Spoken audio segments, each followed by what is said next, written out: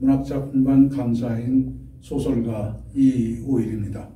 오늘은 시인이자 불교 승려 그리고 독립운동가의 삶을 살았던 만해 한용운 선생의 시 님의 칙묵을 감상하도록 하겠습니다. 만해 한용운 선생은 조선의 국군이 기울어가던 1879년 8월 29일 충청도 결성현, 그러니까 오늘날의 충청남도 홍성군 결성면 성공리에서 태어났습니다. 만해의 어릴 적 이름은 유천이고 본명은 정옥이며 본명은 만해입니다.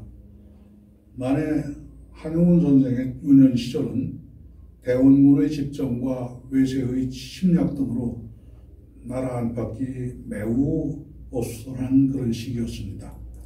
그 불행한 시대적 배경과 사회적 여건은 결국 만해를 독립운동가로 성장시킨 간접적 요인이 되었다고 볼 수 있을 것입니다.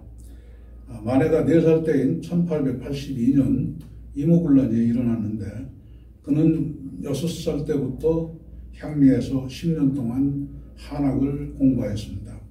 그리고 14살 때 고향에서 결혼을 하였고 16살 되던 1894년에 동학혁명과 갑오경장이 일어났습니다. 이때 만해 한용운은 넓은 세계에 대한 관심과 생활의 방편으로 집을 떠나 1896년 설악산 오세암에 입산하여 처음에는 절의 일을 거두다가 출가하여 승려가 되었습니다. 출가 직후에는 오세암에 머무르며 불교의 기초지식을 섭렵하면서 선을 닦았고 이후 다른 세계에 대한 관심이 깊은 나머지 블라디보스토크 등 시베리아와 만주 등을 여행하고 돌아옵니다. 그리고 1905년에는 재입산하여 설악산 백담사에서 연곡 선사를 은사로 하여 정식으로 득도하였습니다. 이후 만해 선생은 1910년 국권이 피탈되자 중국 동북잠성으로 가서 만주지방 여러 곳에 있던 우리 독립군의 훈련장을 순방하면서 그들에게 독립정신과 민족혼을 심어주는 일에 전력하였습니다. 그리고 1913년에 귀국하여 불교학원에서 교편을 잡았고 범호사에 들어가 불교대전을 저술을 하였으며 조선 불교 유신론을 발간하여 종래의 무능한 불교를 개혁하고 불교의 현실 참여를 주장하였지요. 또한 1918년에는 월간 유심이라는 불교 잡지를 발행하였습니다.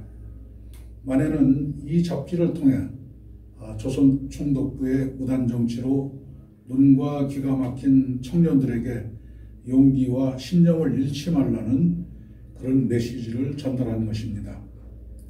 만해 한용운 선생은 1919년 3.1 독립운동 때 민족대표 33인의 한 사람으로 백용성 등과 함께 불교계를 대표하여 참여했는데 만해는 육당 최남선이 작성한 독립선언서의 내용을 둘러싸고 육당과 의견 충돌이 있었지요. 만해는 독립선언서의 내용이 좀 더 과감하고 혁신적이어야 하겠다고 생각했으나 결국 육당이 작성한 독립선언서의 마지막 행동 강령인 공약 3장만을 삽입하는 데 그치고 말았습니다.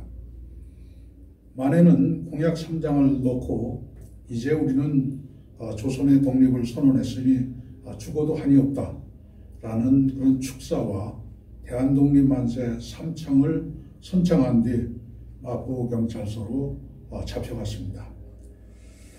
만해 한용운 선생은 3.1운동의 주동자로 지목되어 재판을 받아 3년 동안 옥살이를 하였고 추록 후에도 일본 경찰의 감시 아래에서 강연 등 여러 방법으로 조국 독립의 정당성을 설파했습니다. 1926년에 만해 한용운은 한국 근대시의 기념비적 작품으로 인정받고 있는 대표적 시집 님의 침묵을 발간했습니다. 이 시집에 수록된 88편의 시는 대체로 민족의 독립에 대한 신념과 희망을 사랑의 노래로서 형상화한 것으로 볼 수 있습니다. 제가 만해 한용운의 대표시 님의 침묵을 낭송해 보겠습니다. 님의 침묵. 한용운. 님은 갔습니다. 아, 사랑하는 나의 님은 갔습니다. 푸른 산빛을 깨치고 단풍나무 숲을 향하여 난 작은 길을 걸어서 차마 떨치고 갔습니다. 황금의 꽃같이 굳고 빛나던 옛 맹소는 차디찬 티끌이 되어서 한숨의 미풍에 날아갔습니다. 날카로운 첫 키스의 추억은 나의 운명의 지침을 돌려놓고 뒷걸음쳐서 사라졌습니다. 나는 향기로운 님의 말소리에 귀먹고 꽃다운 님의 얼굴에 눈물었습니다. 사랑도 사람의 일이라 만날 때 미리 떠날 것을 염려하고 경계하지 아니한 것은 아니지만 이별은 뜻밖의 일이 되고 놀란 가슴은 새로운 슬픔에 터집니다. 그러나 이별을 쓸데없는 눈물의 원천을 만들고 마는 것은 스스로 사랑을 깨치는 것인 줄 아는 까닭에 걷잡을 수 없는 슬픔의 힘을 옮겨서 새 희망의 정수하기에 들어부었습니다. 우리는 만날 때 떠날 것을 염려하는 것과 같이 떠날 때 다시 만날 것을 믿습니다. 아, 님은 갔지만은 나는 님을 보내지 아니하였습니다. 제 곡조를 못 이기는 사랑의 노래는 님의 침묵에 휩싸고 돕니다. 만에 한용운을 모르는 외국인 독자가 아무 선입견 없이 이 시를 읽는다면 어떤 생각을 했을까요? 틀림없이 남녀 사이의 사랑에 대한 내용을 중심으로 한 연시라고 생각을 했을 것입니다. 그것도 남성이 아니라 님을 향한 한 여인의 시시절절한 사랑의 노래라고 생각할 것이 틀림없습니다. 그러나 님의 침묵은 이별에서 시작되어 만남에 이르는 만남의 노래, 절망에서 희망을 발견하며 그를 향해 나아가려는 능동적인 부활의 노래라고 할 수 있습니다. 아울러 여기에서 님은 개인적인 의미로서 연인에서 시작되어 사회 역사적인 의미에서 조국, 민족, 그리고 형이상학적 의미에서는 부처님 또는 진정한 자아 등으로 해석할 수도 있는 구조적, 역동적 의미를 지닙니다. 그만큼 보편적이라는 뜻입니다. 호흡이 길면서도 전혀 지루하지 않게 읽히는 만해 한용운의 님의 침묵은 김소월의 진달래꽃, 미당 서정주의 국가옆에서, 김영랑의 모란이 피기까지는 박목월의 나그네 등과 함께 우리 민족 최고의 애송시라고 해도 좋을 것입니다. 우선 한 행씩 읽어가면서 주요 대목의 감추어진 뜻을 알아보기로 하겠습니다.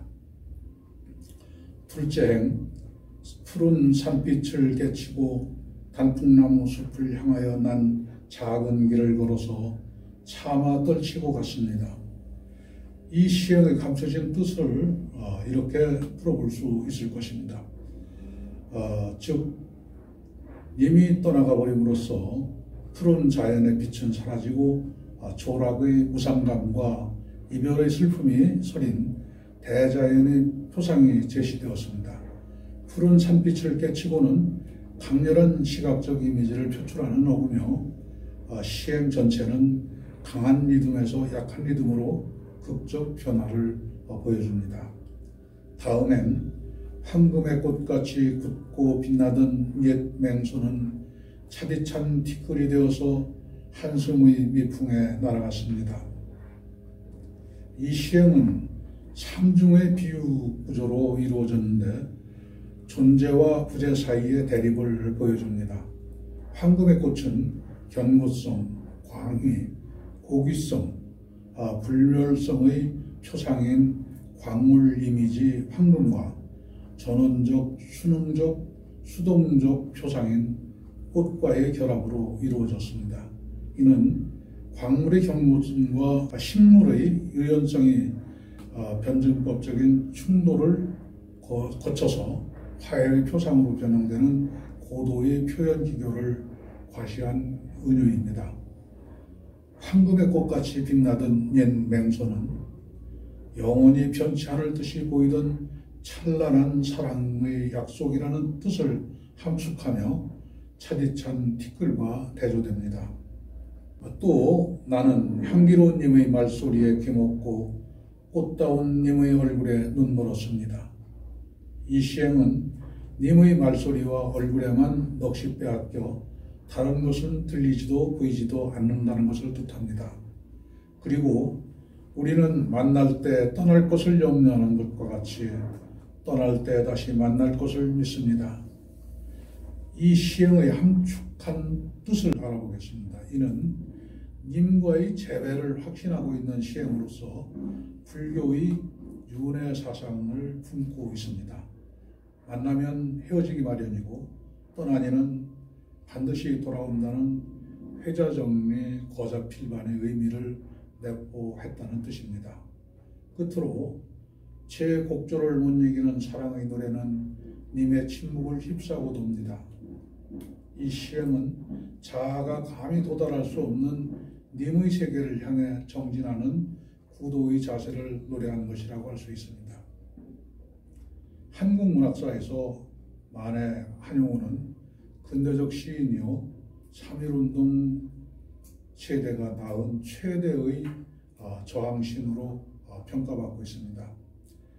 만해 선생은 1926년 님의 침묵이라는 첫 시집을 발간했는데 시조와 한시를 포함하여 약 300여 편에 달하는 시 작품을 남겼습니다. 그 밖에 소설로는 죽음, 흑풍, 후회, 철혈, 미인, 박명 등의 작품이 있습니다. 일제에 대한 저항 정신으로 만해는 자신의 집 시무장도 조선 총독부 반대 방향인 북향으로 지었고 식량 배급도 거부했다는 이야기는 매우 유명하지요.